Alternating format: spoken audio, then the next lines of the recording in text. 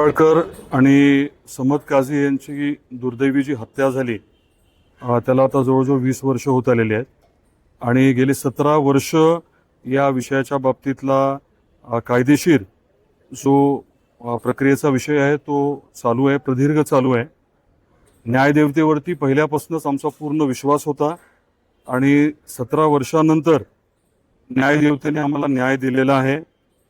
परंतु हे 17 वर्ष ह्या सर्व लोकांचे कोण परत करणार आहे? आज आपण आदरणीय डॉक्टर पद्मसिंह पाटील साहेबांची परिस्थिती बघितली. 17 वर्ष त्यांना हे सगळं सहन करावं लागलं. त्यांचा या विषयाशी कुठला संबंध नसताना राजकीय षडयंत्र जे केलं गेलं, आता टप्प्याटप्प्याने सगळ्याच गोष्टी पुढे येतील. परंतु आज निश्चितपणे आम्हाला सर्वांनाच मोठं समाधान आहे की न्यायदेवतेने आम्हाला न्याय दिला.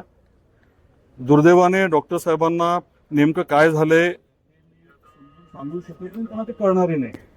पण ही परिस्थिती कशामुळे उद्भवली, हे षडयंत्र जे आहे ते कोणी कशामुळे केलं, त्याच्यामध्ये कोण कोण प्यादे होते. आदरणीय डॉक्टर पद्मसिंह पाटील साहेब, आपल्याला कल्पना असेल की साधारण 1990च्या दरम्यान मुख्यमंत्री होणार होते.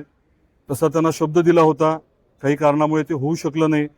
2009ला ते खासदार म्हणून निवडून आले होते आणि साधारण ज्या कालावधीमध्ये कॅबिनेटचं एक्सपॅन्शन होणार होतं, बरोबर तेव्हाच काही लोकांनी या बाबतीमध्ये एका वेगळ्या पद्धतीने पुढाकार घेतला आणि जे काही षडयंत्र रचलं गेलं ते बऱ्यापैकी आज कोर्टाच्या माध्यमातून आमच्याही लक्षात आलेलं आहे. आणि एकदा प्रत्यक्षात कोर्टाची ऑर्डर उपलब्ध झाल्यानंतर, त्याचं वाचन केल्यानंतर मग मी आपल्याला सविस्तर बोलू शकेन. या पूर्ण प्रक्रियेमध्ये सुरुवातीपासून ज्यांनी आमच्यावरती विश्वास ठेवला आणि अतिशय ताकदीने आम्हाला आमची साथ दिली, त्यांचे मी मनापासून आभार व्यक्त करतो. आई तुळजाभवानी आणि संत गोरोबा काकांचा आशीर्वाद नेहमीच डॉक्टर पद्मसिंह पाटील साहेबांच्या पाठीशी आहे. लाखो करोडो जनतेचा त्यांच्यावरती विश्वास आहे, प्रेम आहे आणि आज निश्चितपणे न्यायदेवतेने आम्हाला न्याय दिलाय, एवढी भावना मी व्यक्त करतो. 1990 मध्ये तुम्ही काँग्रेसमध्ये असताना त्यांना मुख्यमंत्री पदाचा शब्द दिला गेला, ते झालं नाही.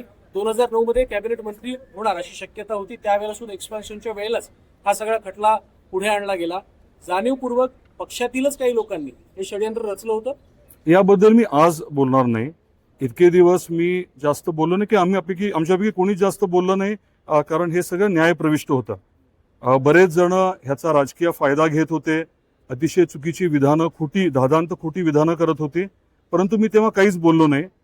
योग्य वेळेस मात्र गरजेनुसार अनेक गोष्टी मी पुढच्या काळात बोलेन. आज यापेक्षा जास्त नाही बोलणार.